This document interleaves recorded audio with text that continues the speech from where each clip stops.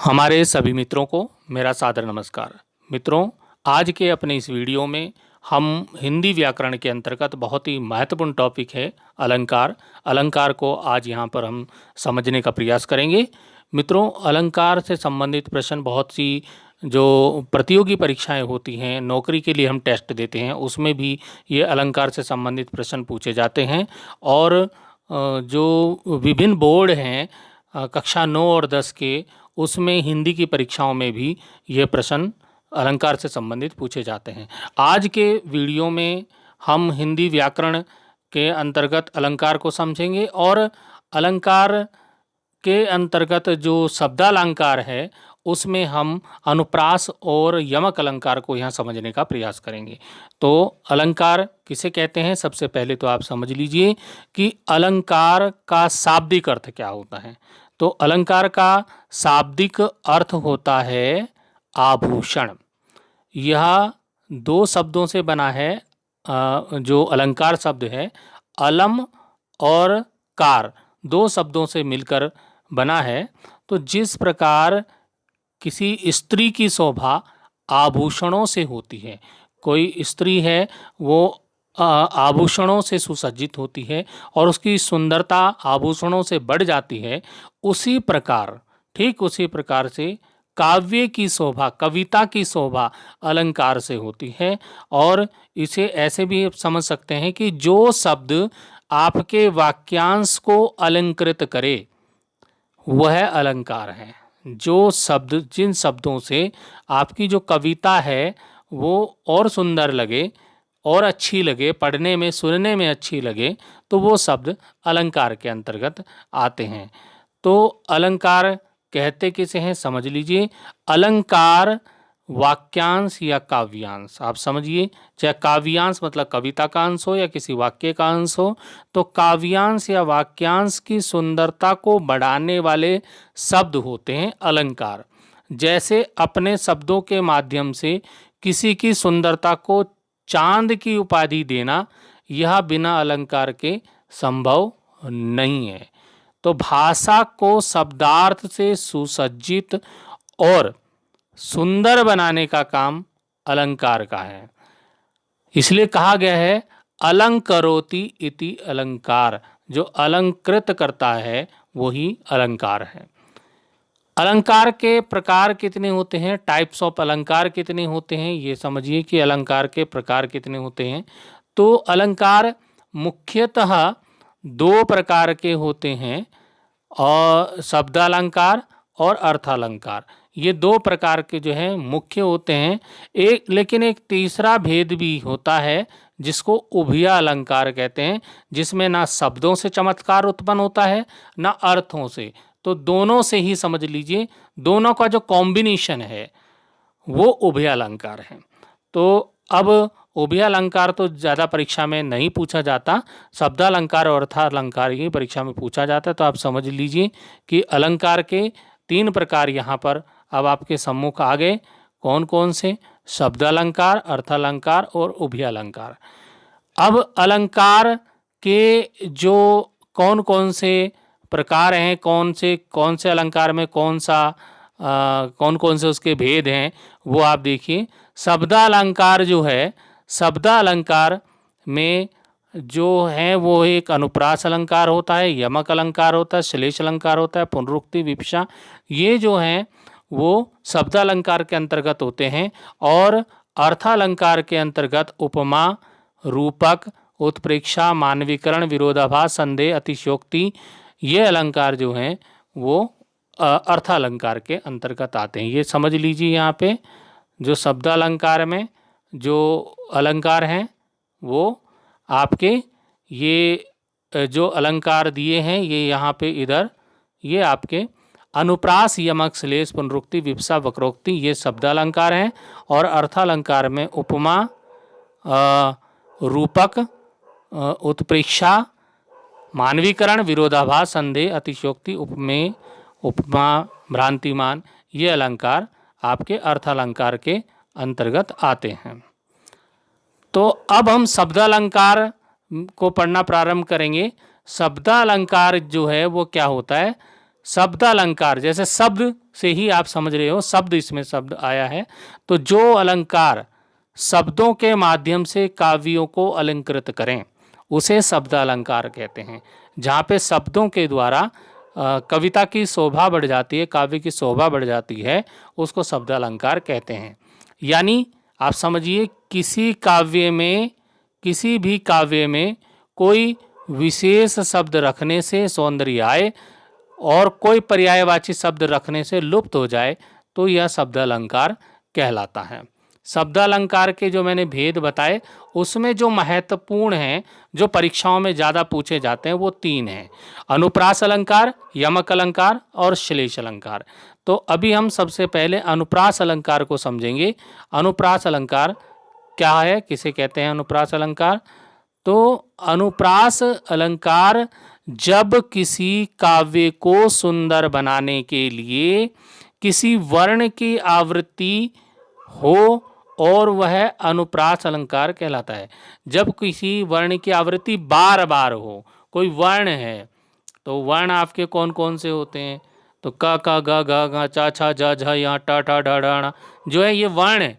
तो इन वर्णों की जो आवृत्ति, कोई भी वर्ण हो उसकी आवृत्ति मतलब आना, उसका बार बार वो आए, एक से ज़्यादा बार आए, तो तब वहाँ पर अनुप्रास अलंकार होता है। किसी विशेष वर्ण की आवृत्ति से वाक्य सुनने में सुंदर हो जाता है। जैसे कि एक उदाहरण यहाँ पर मैं आपके सामने रख रहा हूँ। ये उदाहरण है: चारु चंद्र की चंचल किरणें खेल रही हैं जल थल में। तो अब इस लाइन को आप देखिए, इस लाइन में क्या है, इस लाइन को आप देख रहे हैं। इस पंक्ति में क्या है कि किसी वर्ण की आवृत्ति बार बार हो रही है। वर्ण की आवृत्ति कहाँ बार बार हो रही? देखिए, चारु में चा आया, चंद्र में च आया, चंचल में च आया, तो ये चा चा चा वर्ण, चा वर्ण जो है बार बार आ रहा है। ऐसे ही अब अगर आप इधर देखें तो खेल में ला आ रहा है, जल में ला आ रहा है, थल में ला आ रहा है। तो एक वर्ण की आवृत्ति यदि बार हो, यहाँ पर च वर्ण 3 बार आया, ल वर्ण 3 बार आया, तो जब एक से ज़्यादा बार किसी वर्ण की आवृत्ति किसी कविता में हो तो आप समझ लीजिए उस कविता में अनुप्रास अलंकार है। तो यहाँ पर आप देख सकते हैं कि जो ऊपर दिया गया जो उदाहरण है उसमें आप देख सक रहे हैं कि च वर्ण की आवृत्ति हो रही है और आवृत्ति से वाक्य का सौंदर्य बढ़ रहा है, अतः यह अनुप्रास अलंकार का उदाहरण है। अब एक और उदाहरण आपको देते हैं अनुप्रास का ही। क्या है? मधुर मधुर मुस्कान मनोहर मनुज वेश का उजियाला। तो ये आप यहाँ पे देखिए, इसमें क्या है, इसमें म आ रहा है, यहाँ पे म आया, मधुर मधुर में 2 बार म आ गया, मुस्कान में म आ गया, मनोहर में म आ गया और मनुज में भी म आ गया। तो म वर्ण की आवृत्ति बार बार हो रही है, अर्थात म वर्ण बार बार आ रहा है। तो ये म वर्ण की आवृत्ति के कारण इस कविता में भी क्या है, कौन सा अलंकार है? अनुप्रास अलंकार है। उपर्युक्त उदाहरण में म वर्ण की आवृत्ति हो रही है। तो अब जैसा कि मैंने बताया कि जब किसी वाक्य में किसी वर्ण या व्यंजन की एक से अधिक बार आवृत्ति होती है तब वहाँ अनुप्रास अलंकार होता है। अतएव ये वाला उदाहरण भी किस में आ रहा है? अनुप्रास अलंकार। एक उदाहरण और हम आपको यहाँ पर दे रहे हैं: कालिंदी कुल कदम की डारन, कालिंदी कुल कदम की डारन। अब यहाँ पर देखिए, इसमें भी क्या है, का वर्ण आया है, क कालिंदी में क आया है, कुल में क आया है और कदम में क आया है।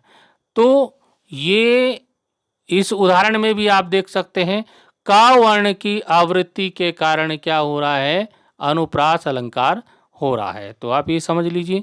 अब आ जाता है एक और उदाहरण आपके सामने है, तो आप इन उदाहरणों को नोट करिए, बाकी और जरूरत नहीं है, आप नोट कर लीजिए उदाहरणों को और परिभाषा को।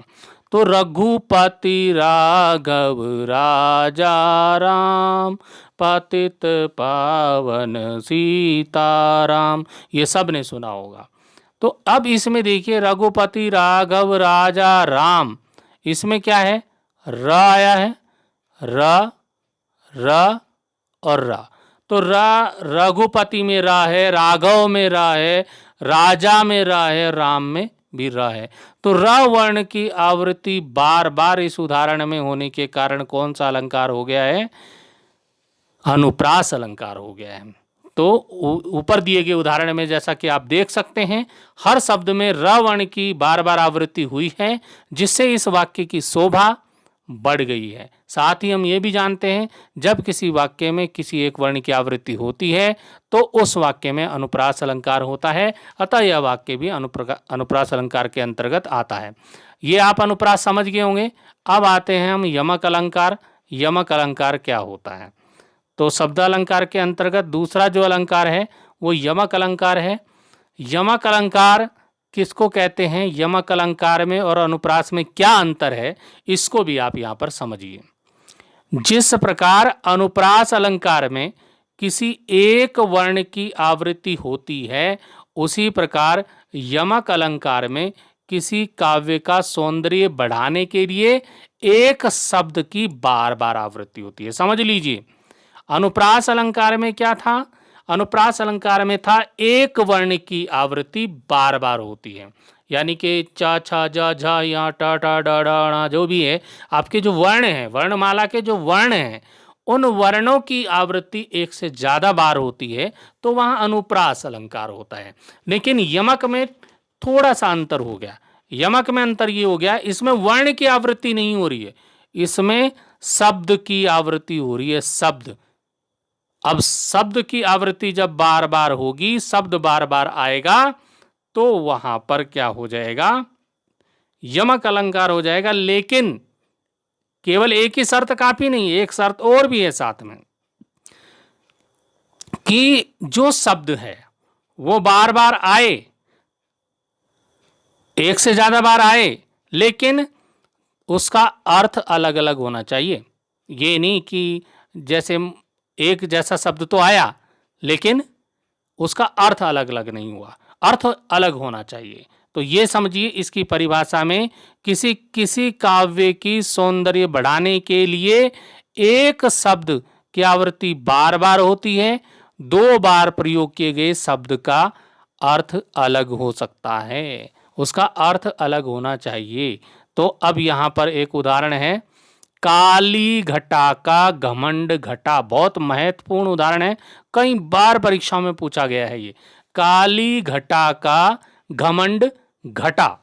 अब यहां पर दो शब्द आए हैं एक जैसे, देखिए यहां पे भी घटा आया है, यहां पे भी घटा आया है, तो और दोनों का अर्थ अलग अलग है। काली घटा का घमंड घटा, काली घटाएं, बादलों की काली घटाएं हैं, और घमंड घटा, घटा मैंने कम होना, तो दोनों बार इसका अर्थ अलग है। जब ऐसा आए, दो शब्द आए, वहां वर्ण नहीं बात कर रहे हैं हम, शब्द की बात कर रहे हैं, जब शब्द दो बार आए और उसका अर्थ अलग अलग हो, तो वहां पर यमक अलंकार होता है। तो यहां पर आप देखिए, यहां जो घटा शब्द की आवृत्ति भिन्न भिन्न अर्थ में हुई है। पहले घटा शब्द वर्षा काल में उड़ने वाली मेघमाला के अर्थ में प्रयुक्त हुआ है, और दूसरी बार जो घटा शब्द है उसका अर्थ हुआ है कम हुआ, अतः यहां पर यमक अलंकार है। एक और उदाहरण यहां पर बहुत ज्यादा बार पूछा गया है, बहुत सबसे ज्यादा बार ये वाला उदाहरण आता है, कनक कनकते सोगुनी मादकता अधिकाय, या खाए बोराए नर वा पाए बोराए। तो ये इसमें आप देखिए, इस उदाहरण में क्या है, इस उदाहरण में कनक कनक दो बार आए, एक कनक और दूसरा कनक। जब ये शब्द हैं, मैं वर्ण की बात नहीं कर रहा हूं, शब्द की बात कर रहा हूं। जब शब्द आए, एक जैसा शब्द दो बार आए और दोनों बार उसका अर्थ अलग अलग हो, तो वहां पर यमक अलंकार होता है। तो इस पद्य में, इस कविता में कनक शब्द का प्रयोग दो बार हुआ है। प्रथम कनक, जो पहला कनक है, उसका अर्थ है सोना, सोना गोल्ड, ठीक है। दूसरा, जो दूसरे कनक का अर्थ है धतूरा। अर्थात यहाँ पर कनक शब्द का 2 बार प्रयोग भिन्नार्थ के कारण उक्त पंक्तियों में कौन सा अलंकार है? यमक अलंकार देखने को मिलता है। एक और उदाहरण यहाँ पर हम देंगे। माला फेरत जग गया, फिरा न मन का फेर, कर का मन का डारी दे, मन का फेर। यहाँ पर आप देखिए, यहाँ पर ये मन का, यहाँ पे मन का आया, यहाँ पे भी मन का आया, और यहाँ पे भी मन का आया, यहाँ पे भी मन का आया। तो आप देखिए मन का कई बार प्रयोग हुआ है। अब इन दो जो मन का है, दो जो मन का है, ये मन का और ये मन का एक जैसा है, और ये मन का और ये मन का एक जैसा है। ठीक है, तो हम बात करेंगे वो मन का जिससे ये यमक हो गया, वो है ये वाला मन का और ये वाला मन का। अब यहाँ पे मन का आने के बाद इस मन का अर्थ भी अलग होना चाहिए। तो ऊपर दिए गए पद्य में मन का शब्द का प्रयोग 2 बार हुआ है, और पहली बार मनका का आशय माला के मोती से है। माला के मोती, मोतियों की माला, आप समझ रहे हो। और दूसरी बार जो मन का आया, आखिरी में जो मन का आया है, उसका आशय है मन की भावनाओं से। ठीक है, अतः मन का शब्द का प्रयोग 2 बार प्रयोग भिन्नार्थ के कारण उक्त पंक्तियों में कौन सा अलंकार है? यमक अलंकार है। आप ये समझ लीजिए कि माला फेरत जुग में, माला फेरते फेरते, माला जपते जपते सारा संसार चला गया, फिरा न मन का फेर। लेकिन मन का जो फेर है, अपने मन के अंदर का जो फेर है, उसको नहीं बदल सके। कर का मन का डारी दे, जो मन के अंदर का जो मन के अंदर का जो कूड़ा करपट है, उसको निकाल फेंको, और मन का फेर, जो मन के अंदर का मोती है, उसको फेर, उसको घुमाओ। तो ये अर्थ अलग अलग होने से यहाँ पर यमक अलंकार हो गया। तो आज के इस वीडियो में हमने जो हिंदी व्याकरण के अंतर्गत, अलंकार के अंतर्गत अर्थालंकार को नहीं पढ़ा, शब्दालंकार के केवल 2 भेद हमने अनुप्रास और यमक अलंकार को पढ़ा। वीडियो काफ़ी लंबा हो गया है। आगे का जो अलंकार का शेष भाग है, वह अगले वीडियो में हम पढ़ेंगे। तब तक के लिए धन्यवाद।